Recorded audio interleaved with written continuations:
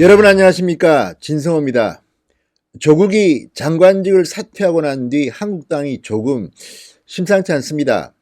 일부 헛발질을 했다는 조선동아 중앙의 보도가 잇따르고 있고, 지금 국민 여론도 이 트렌드만 보면 한국당의 지지율이 좀 떨어지는, 빠지는 형국입니다. 이런 가운데 그동안 한국당을 비판했지만 황교안 대표 실명을 거론하지 않던 홍준표 전 한국당 대표가 이제 황교안 대표의 실명을 거론하면서 비판을 시작했습니다. 황교안 대표는 어제 한 집회에서 내부 총질을 그만하라고 말했습니다. 자, 지금 어떻게 될까요? 그렇지만 저는 아직 황교안 대표에게 기회는 있다. 다만 프레임을 바꿔라, 판을 바꿔라는 주문을 하고 싶습니다. 지금 아무리 힘들고 열심히 한다고 해서 되는 게 아닙니다. 발상을 바꾸지 않으면 지금 식으로는 내년 총선이 힘들어질 수도 있습니다. 지금 빨리 이런 이 내부 갈등이 폭발한 것은 잘된 일이라고 생각합니다. 이런 비판을 거울 삼아서 이제 한국당은 밑바탕부터, 그리고 황교안 대표의 주변부터 한번 쇄신을 해야 될 것 같습니다. 쇄신 없이, 희생 없이 한국당이 내년 총선에서 희망은 없을지도 모릅니다. 어쨌든 홍준표 전 대표는 연일 황교안 대표와 한국당을 비판하는 글을 올리고 있습니다. 전직 대표가 이렇게 계속해서 글을 올리는 것이 맞는지는 모르지만 일부 내용은 황교안 대표가 새겨드려야 할 것도 있는 것 같습니다. 진성호의 직설 시작합니다. 방송에 앞서 아직 진성호 방송의 구독자가 아니신 분들은 붉은색 구독 버튼 눌러주시면 감사하겠습니다. 자, 지금 이제 여유가 없습니다. 시간도 그렇게 많지 않습니다. 문재인 정권이 죽을 쓰고 있습니다. 그러면 그 안을, 국민의 마음을 이제 잡아야 합니다. 그런데 국민의 마음을 잡는데 지금 한국당은 최근 역부족인 것으로 보입니다. 그래서 여러 가지 비판이 나옵니다. 그렇지만 차분히 이럴 때일수록 담담하게 이 패러다임을 한번 바꿔보는 건 어떨까 싶습니다. 자, 홍준표 전 대표가, 황교안 대표가 유튜브 방송에서 색소폰을 불면서 등장한 데 대해서 쓴소리를 했습니다. 홍준표 대표는 페이스북 글에서 이렇게 말했습니다. 색소폰은 총선에서 이기고 난 뒤 마음껏 불어라. 여태 황 대표에게 직접적으로 한마디도 하지 않았지만 최근 헛발질이 계속돼 답답한 마음에 첫 포스팅을 한다. 새겨들어라, 이렇게 말했습니다. 그리고 다음날 또 글을 올렸습니다. 인적 쇄신과 혁신 없이 반사 이익만으로 총선을 치르겠다는 발상은 정치사상 처음으로 대선 지방선거 총선 3연패를 가져오게 될 것이다. 인재 영입은 공천을 앞둔 시점에 하면 된다. 문제의 본질은 인적 쇄신과 혁신이다, 이렇게 말했습니다. 제가 봐도 인재 영입은 조금 일렀던 것 같습니다. 뭔가 보여주려고 한 것 같은데 보여주지는 못하고 비판을 많이 받았습니다. 그리고 그 바람에 박찬주 전 대장 같은 훌륭한 분들이 조금 빛이 발했습니다. 저는 이런 식의 어떤 그 좌파식 이벤트, 이런 것들이 주도 면밀하게 준비되지 않으면 비판을 받습니다. 특히 지금 대한민국의 언론 환경은 한국당이 뭔가 실수만 하면, 약점만 보이면 그냥 달려듭니다. 이런 상황에서는 대단히 조심하셔야 됩니다. 그리고 또 하나는 내년 총선을 이기기 위해서는 중도층의 마음을 잡을 수밖에 없습니다. 그것을 포기하고 지금 하던 대로 쉽게 늘 하던 그 관행대로 해가지고 무슨 희망이 있겠습니까? 지금요, 중진들이나 이런 분들에 대해서 말을 하지만 민주당도 지금 이 고민에 빠진 게 그런 겁니다. 지금 정치의 패러다임이 바뀌었습니다. 과거에는 뭐 3선, 4선들의 힘이 중요했지만 지금은 초선, 재선이라도 스피커들이 많습니다. 이번에 민주당이 뼈아프게 후회하는 게 그런 겁니다. 이철이, 표창원 같은 의원들이, 초선 의원들이 내년 총선 출마를 하지 않겠다고 합니다. 이게 왜 아프냐? 이 사람들은 초선이지만 그쪽 진영에서는 일당 백인 사람들이었습니다. 나름대로 스타성이 있고 말을 할 줄 알고 국민들에 대해서 뭔가 호소력, 선동력이 있는 사람들입니다. 지금 민주당의 3선, 4선들 뒤에 있지만 기억나는 사람들이 있습니까? 지금 이제 시대가 변했습니다. 유튜브 시대입니다. SNS 시대입니다. 대중들의 마음을 움직일 수 있는, 말을 할 수 있는 그런 스타 정치인들이 필요한데 지금 민주당 쪽으로 해서 내부적으로 복잡하다고 합니다. 똑같은 논리로 한국당도 지금 과거에 했던 그런 정형화된 것으로는 국민들 마음을 못 잡습니다. 오히려 위기의 야당 아닙니까? 그러면 확실하게 지금의 변한 시대에 맞는 정책 패러다임이 필요한데 지금 하는 것은 올드 패션, 과거 스타일을 답습하는 게 아닌가. 그래서 답답한 것입니다. 홍준표 말처럼 인적 쇄신과 혁신은 정말 필요합니다. 그냥 지금 있는 사람들 다 놔두고 그냥 비슷한 스타일의 사람들을 영입한다고 해서 국민들이 감동을 받을 것 같지는 않습니다. 그리고 인재 영입의 시기가 좀 빨랐고 이렇게 10명씩 8명씩 한꺼번에 발표하는 것보다는 정말 엑기스 같은 사람들을 한 명씩 영입하면 언론들이 충격을 받습니다.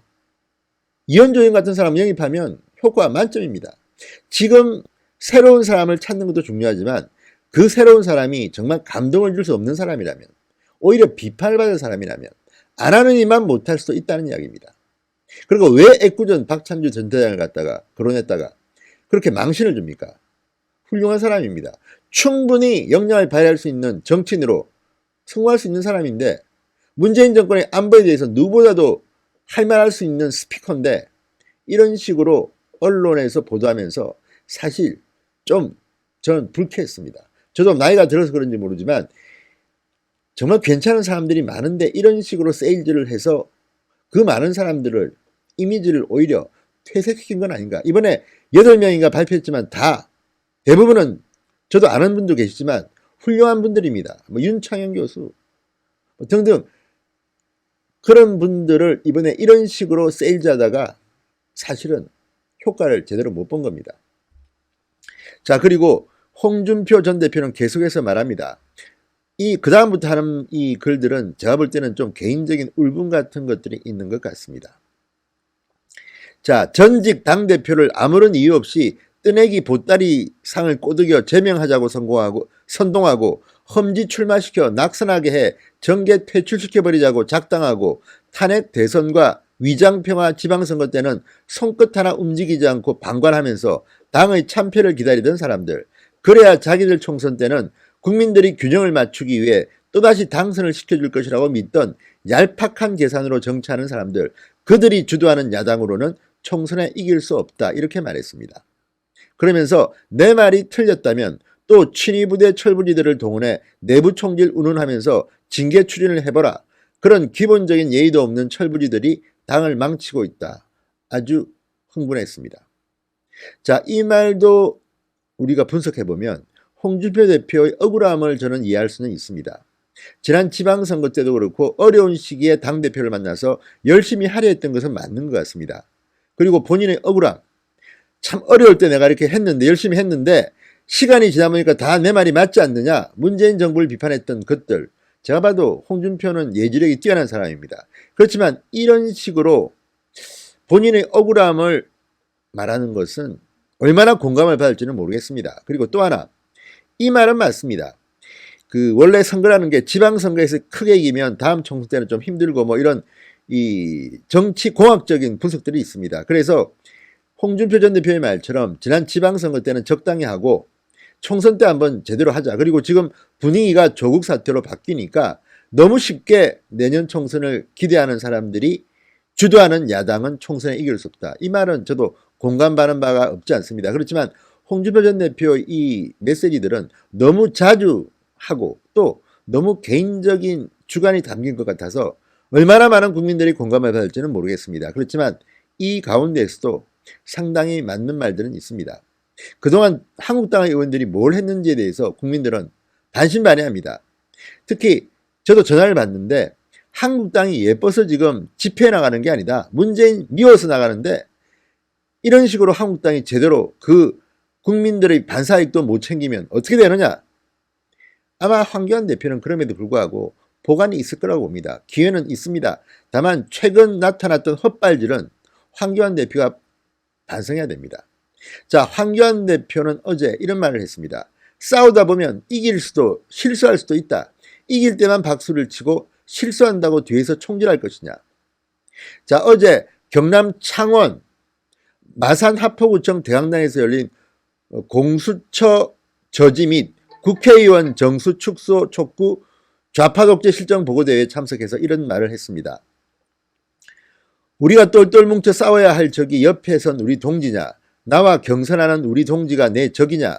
우리는 선한 경쟁자다. 우리 상대는 문재인 정권이다. 그러면서 전부 헉헉대고 힘들어하는데 왜 잘못했느냐고 하면 쓰러진 군사가 싸워 이길 수 있겠느냐. 그러니까 박수를 쳐달라. 우리가 다음 총선에서 꼭 이길 것이다. 그렇게 되게 박수치고 못해도 격려해달라. 이렇게 당부했습니다. 자, 이 말을 분석해보자면 황교안 대표의 입장은 이해하겠습니다.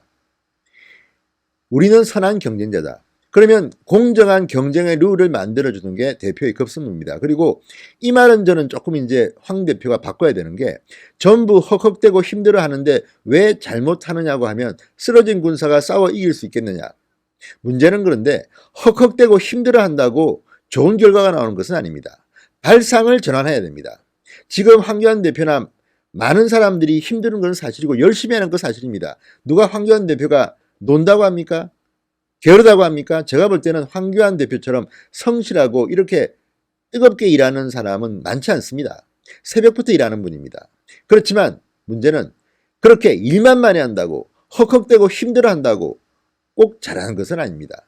적당히 일하더라도 방향을 잘 잡고 발상을 전환하고 인재를 주위에 모으는 게 중요한데 지금 몇몇 신문을 보면 이제 황교안 대표의 참모들 그룹별로 이름 하나하나 적고 표까지 그려가지고 검사 그룹 무슨 그룹 해서 비판을 합니다. 제가 봐도 그분들이 개인적으로는 훌륭한 분일지 모르지만 그런 식의 전술 전략으로는 총선 힘듭니다. 좀 더 현 시점, 시대가 바뀌었는데 이 시대에 맞는 인재들을 참모로 둬야 됩니다. 굳이 이 참모 그룹으로 공개하지 않더라도 비선이라도 뒤에서 이야기를 듣는 그런 그룹이 있어야 됩니다. 일부에서는 황교안 대표가 앞에서는 메모도 하고 하는데 그게 실행이 잘 안 되더라고 불만을 토로하는 사람들도 있습니다. 지금 황교안 대표가 상당히 많은 사람들을 만나는 것은 사실인 것 같습니다. 그렇다면 모험을 좀 하십시오. 내가 공무원 생활했을 때 생각했던 것과 다른 발상들을 접합시켜야 되는데 그러려면 아무래도 이 박만호 사무총장부터 전부 다 좀 귀를 열고 많은 여론을 수렴해야 됩니다. 지금 국민들한테 먹히는 사람들의 말을 들어야지 자꾸 올드 패션드한 사람들의 말만 듣고 너무 쉽게 열심히 일만 하면 된다. 새벽부터 나와서 밤늦게 일한다고 해서 꼭 좋은 결과가 있는 것은 아닙니다. 한번 하루 쉬십시오. 그냥 황교안 대표는 너무 일을 많이 하는 것도 문제입니다. 하루 그냥 아니면 이틀 그냥 일정을 없애버리고 혼자서 고민 좀 하시고 참모님도 좀 바꾸고 내년 총선을 준비하시기 바랍니다. 아직 기회는 남아 있습니다. 그리고 한국당이 열심히 하는 것은 사실인 것 같습니다. 다만 한국당의 100명이 넘는 국회의원들이 총력이 모아지는 것 같지는 않습니다. 다양한 의견들이 나오는 것은 저는 나쁘다고 보지 않습니다. 이 다양한 이 발언들, 생각들을 함께 용광로에 녹여내는 그 일이 황 대표가 할 일입니다. 진성호의 직설이었습니다. 여러분 감사합니다.